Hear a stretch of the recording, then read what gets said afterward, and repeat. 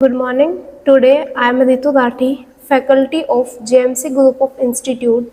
Today we will discuss about one important topic of community, that is health committee in India. This topic will help you in GNM last year and BSc nursing last year. Now we will start our topic from first committee by Bohar committee. Bohr committee, Bohr कौन था? Bohr ने एक हमारी एक committee दी थी, एक संगठन का, एक कमेटी का नाम दिया था और एक संगठन बनाया था हमारी हेल्थ को लेके। एक कमेटी बनाई थी, उसमें उसका नाम दिया गया था कमेटी को, क्या? Bohr committee. और ये बोहर कमेटी कब आई थी? 1946 में आई थी। बोहर कमेटी का दूसरा नाम हमारा health survey and development committee भी कहा गया है। Now we will start our committee one by one. We will discuss to survey the existing condition and organization and to give suggestion for future development. जो Bohr थे उन्होंने health को लेके कुछ स्टडी की थी और उस स्टडी में उन्होंने क्या सजेशन दिया था, उन्होंने क्या किया था? उन्होंने एक सर्वे किया था, किसको लेके? जो हमारी फिलहाल की जो हेल्थ कंडीशंस है और जो हमारी ऑर्गेनाइजेशंस है उनको लेके क्या दिया था? उनको लेके एक स्टडी की थी और स्टडी के बाद एक सजेशन दिया था। सजेशन किस चीज़ के लिए दिया था? कि फ्यूचर डेवलपमेंट, कि अभी जो हमारे पास कम्युनिटी हेल्थ को कोई भी सर्विसेज प्रोवाइड कराने के लिए जो भी रिसोर्सेज है, जो भी हमारे पास क्या है, एक ऑर्गेनाइजेशन है, जो भी पॉलिसीज है, जो भी एजेंसीज है, वो इन फ्यूचर कैसे काम आएगी। To survey the existing condition, फिलहाल क्या क्या चीज़ें हैं और उन चीज़ों से हम इन फ्यूचर क्या क्या चीज़ें प्रोवाइड करा सकते हैं एज ए हेल्थ कमेटी। ठीक है। Then second is primarily to give you those activity within the scope of health administration. तो पहले क्या था? पहले उन्होंने क्या किया था? उन एक्टिविटीज़ को किस में ऐड किया था? Scope of health administration, health के एडमिनिस्ट्रेशन में उसको ऐड किया था। तो बोहर कमेटी ने अपनी स्टडी में और अपने सर्वे में क्या सजेशन दिया था कि हम अभी के एग्जिस्टिंग कंडीशन को देखते हुए हम अपनी क्या फोकस रख के सबसे पहली चीज़ को हेल्थ के एडमिनिस्ट्रेशन पे सबसे पहले क्या करेंगे? काम करेंगे। ठीक है। Bohr committee submitted its reports इन 1946। अपनी रिपोर्ट्स कब सबमिट की थी बोहर कमेटी ने? 1946 में। और उन रिपोर्ट्स में क्या क्या था? रिपोर्ट्स में 4 चीज़ें फोकस की गई थी।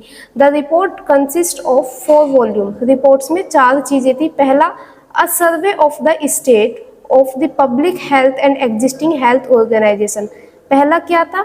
सर्वे किया था, स्टडी की थी, एक सर्वे किया था। उस सर्वे में उन्होंने पहली रिपोर्ट में अपना क्या दिया था कि फिलहाल हमारी पब्लिक हेल्थ कैसी है और अभी हेल्थ ऑर्गेनाइजेशंस कैसी है, कि स्टेट लेवल पे अगर हम देखें तो पब्लिक्स की हेल्थ कैसी है और उन हेल्थ को प्रूव करने के लिए हमारे पास कौन कौन सी हेल्थ ऑर्गेनाइजेशंस है।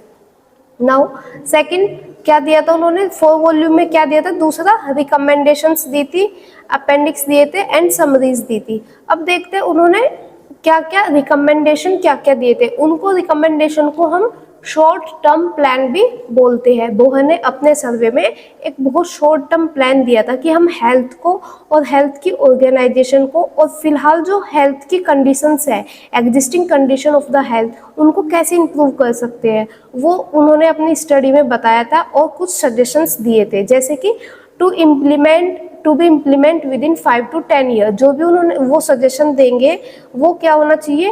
5 से 10 साल के लिए क्या होना चाहिए? इम्प्लीमेंट होने चाहिए। ठीक है।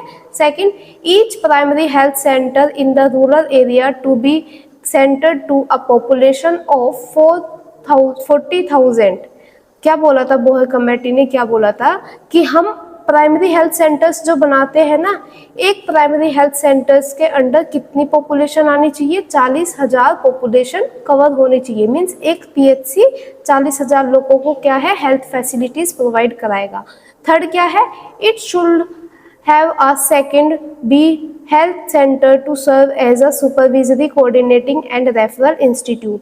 तो उन्होंने बोहर कमेटी ने दूसरी चीज़ क्या कही थी कि पीएचसी तो है, 40,000 पॉपुलेशन के लिए पीएचसी है, लेकिन उसके बाद एक क्या होना चाहिए, एक सेकंड हेल्थ सेंटर्स भी होना चाहिए जिसको हम रेफरल इंस्टीट्यूट या फिर सुपरवाइजरी कोऑर्डिनेटिंग के लिए रख सकते हैं, जैसे कि सीएचसी। ठीक है। फिर नेक्स्ट क्या बोला था कि फॉर ईच पीएचसी, हर एक पीएचसी पे 2 medical officer, 4 public health nurse and 15 class and fourth workers क्या होने चाहिए, वहाँ पे अवेलेबल होने चाहिए। ठीक है। तो बोहर कमेटी ने अपनी रिपोर्ट्स 1946 में सबमिट की थी और रिपोर्ट्स में कुछ सजेशन दिए थे, जैसे कि हमें क्या करना है, पीएचसी बनानी है, पीएचसी पे क्या होना चाहिए, हर 40,000 पॉपुलेशन पे एक पीएचसी होनी चाहिए और उस पीएचसी के बाद क्या होना चाहिए, एक रेफरल इंस्टीट्यूशन भी होना चाहिए, प्लस एक सुपरवाइजरी कोऑर्डिनेटिंग भी होनी चाहिए। ठीक है। और हर एक पीएचसी पे क्या क्या, 2 medical officer, 4 public health nurse and 15 class 4th workers जो है वहाँ पे अवेलेबल होने चाहिए 24/7। देन नेक्स्ट कमेटी हमारी आती है मुदालियर कमेटी। मुदालियर कमेटी कब 1962 में आई थी, कब आई थी, 1962 में। The committee is popularly known as health survey and planning committee. इसका दूसरा नाम क्या है, health survey and planning committee. Bhore committee का दूसरा नाम क्या था, health survey and development committee. इसका नाम क्या है, planning, health survey and planning committee. This committee submitted its reports in 1962। Mudaliar committee ने अपनी रिपोर्ट कब सबमिट की थी, 1962 में सबमिट की थी। कुछ ऑब्जेक्टिव्स थे, कुछ एम थे, किसके, बोहर मुदालियर कमेटी के कुछ ऑब्जेक्टिव्स थे, वो देखते हैं। पहला ऑब्जेक्टिव क्या था, to make an assessment about the implementation of Bhore committee.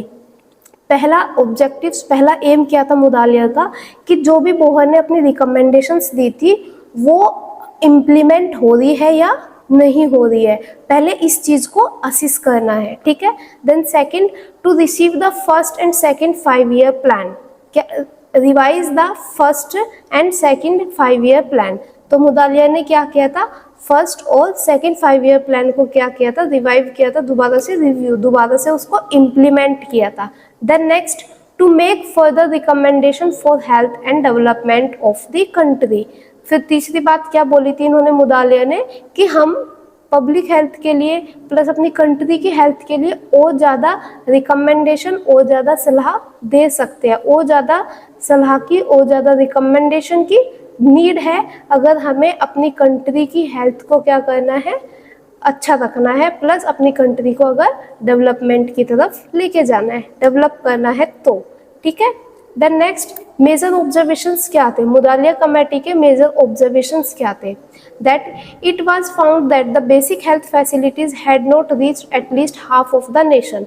तो मैंने पहले बताया था कि मुदालियर कमेटी का काम, मुदालियर कमेटी ने सबसे पहले किस चीज़ को असिस्ट करना चाहा, बोहर कमेटी की रिकमेंडेशन को। बोहर ने क्या कहा था कि 40,000 पॉपुलेशन एक पीएचसी कवर करेगी। ठीक है। उसमें medical officers, class 4th workers, staff nurse, ये सब होने चाहिए।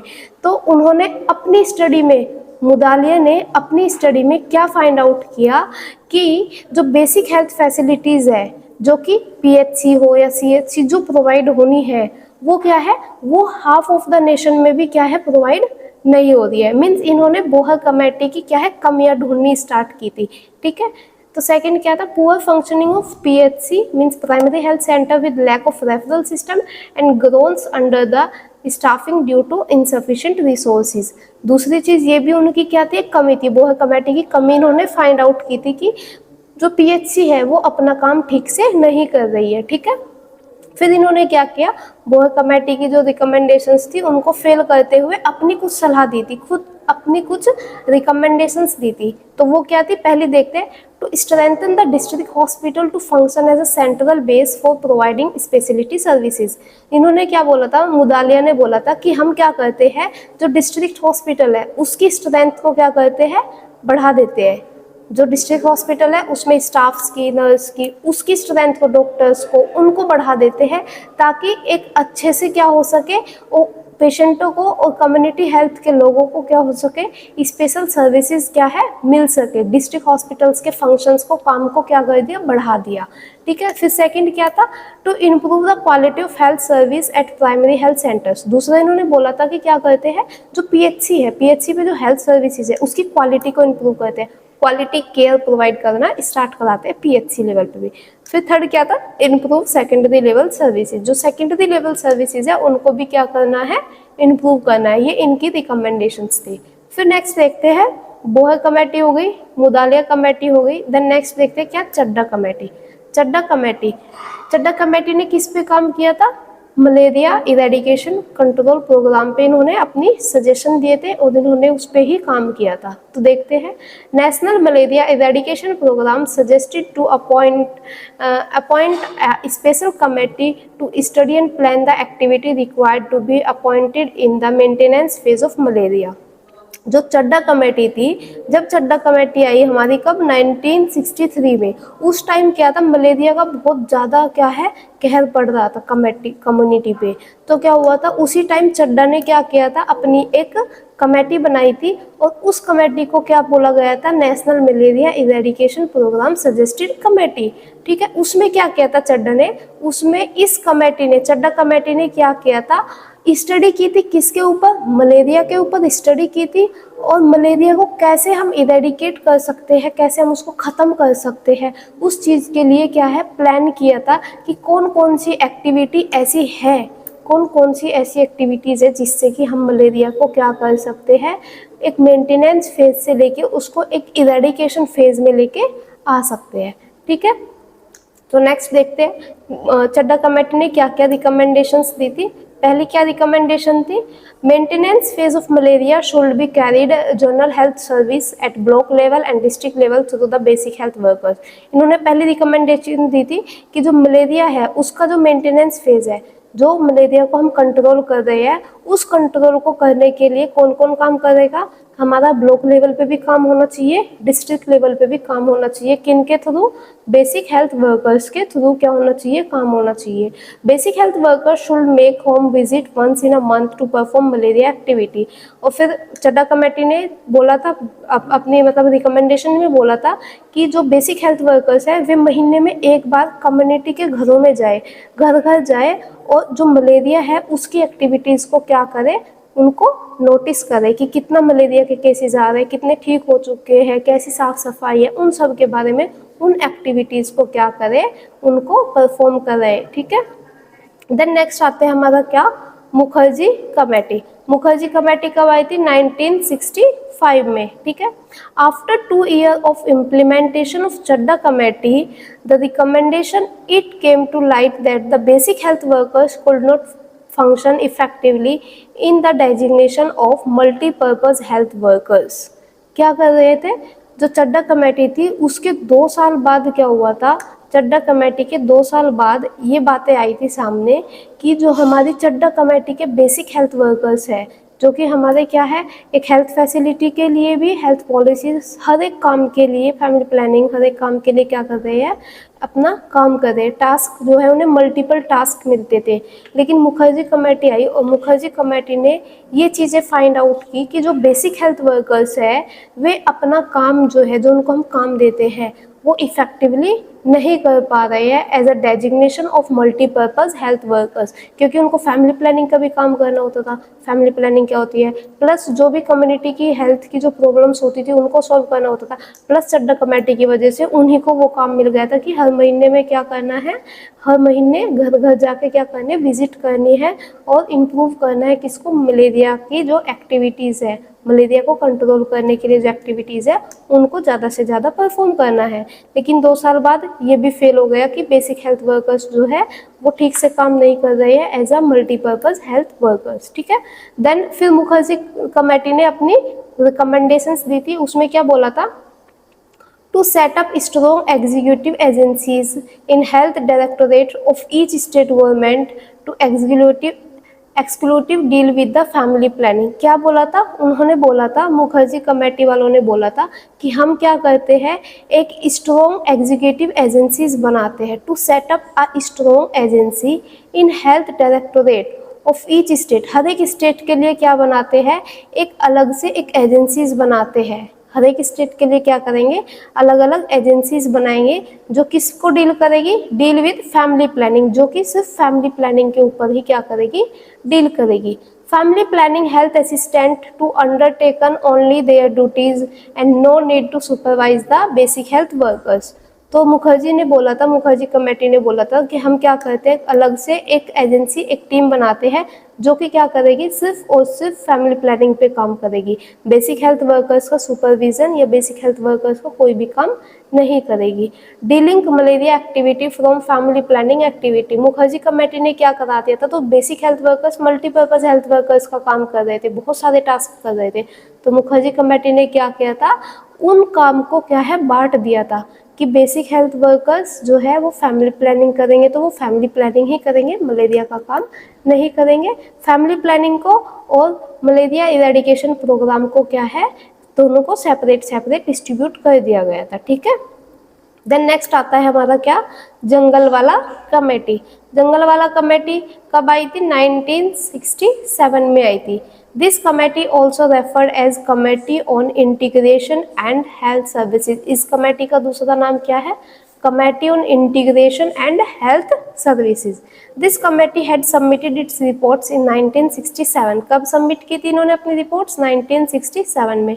Objectives of this committee is to study the problem of health service and its condition। इसका मेन ऑब्जेक्टिव, जंगल वाले का मेन ऑब्जेक्टिव क्या था कि हमें क्या करना है, जो हेल्थ प्रॉब्लम्स है, जो हेल्थ सर्विसेज है, उनसे जो प्रॉब्लम हो रही है कि कहीं पे सर्विस जा रही है, कहीं पे नहीं जा रही है, उन सबको स्टडी करना, प्लस क्यों नहीं जा पा रही है जो हेल्थ सर्विसेज है, वो वहाँ तक पहुँच क्यों नहीं रही है जहाँ पे उसकी नीड है, उन कंडीशंस की स्टडी करना है। Element private practice by government doctors. क्या किया था इन्होंने, क्या कर दिया था, एलिमिनेट कर दिया था, अलग कर दिया था, खत्म कर दिया था कि private practices government doctors perform नहीं करेंगे। ठीक है। Then next recommendation. रिकमेंडेशन देखते हैं इनके, किसके, जंगल वाला कमेटी के रिकमेंडेशंस देखते हैं। Use unified approach instead of segmented approach in servicing all the problem. क्या किया था जंगल वाला कमेटी ने, क्या किया था, जंगल वाला कमेटी ने अपनी रिकमेंडेशन में ये बात बोली थी कि हम क्या करते हैं, यूनिफाइड अप्रोच यूज़ करते हैं।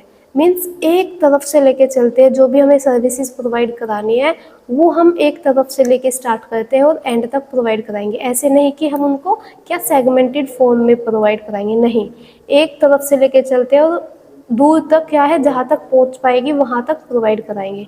Medical care and health programme to function under a single administration. फिर उन्होंने बताया था, इन्होंने अपनी रिकमेंडेशन में दिया था कि जो मेडिकल केयर है और जो हेल्थ प्रोग्राम है वो एक सिंगल एडमिनिस्ट्रेशन के अंडर आने चाहिए, क्योंकि दोनों में कोऑर्डिनेशन नहीं अच्छे से हो पा रहा है, तो इसीलिए हेल्थ सर्विसेज जो है वो अच्छे से प्रोवाइड नहीं हो रही है। इसलिए इन्होंने बोला था कि जो मेडिकल केयर है और हेल्थ प्रोग्राम्स जो है वो एक सिंगल एडमिनिस्ट्रेशन के अंडर आना चाहिए। द नेक्स्ट क्या था, the integration of service from the lowest to the highest level should include.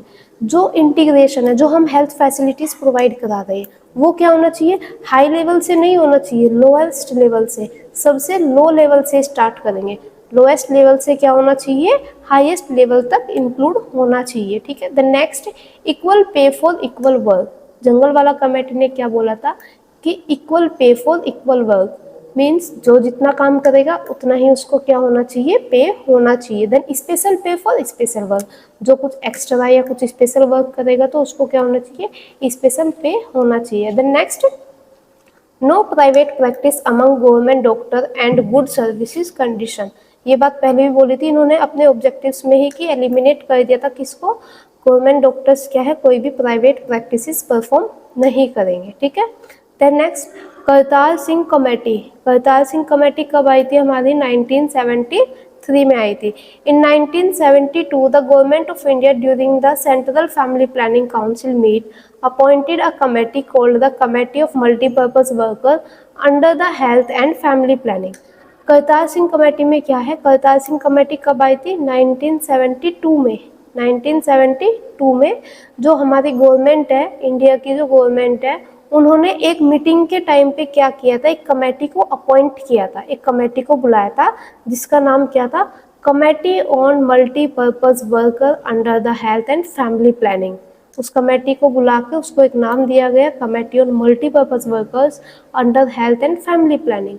तो उन्होंने उस कमेटी को नाम देके उस कमेटी की क्या क्या रिकमेंडेशन थी ये देखते हैं। रीडेजिग्नेशन, क्या करना है, डेजिग्नेशन जो है वो चेंज करनी है। डेजिग्नेशंस मीन्स पोजीशंस, जो उनके नाम है वो क्या करने हैं, जो हेल्थ वर्कर्स होते हैं उनकी डेजिग्नेशंस को क्या करना है, दोबारा से एक बार रिवाइव करेंगे, दोबारा से चेंजेस लेके आएंगे। वो परतार सिंह कमेटी में था।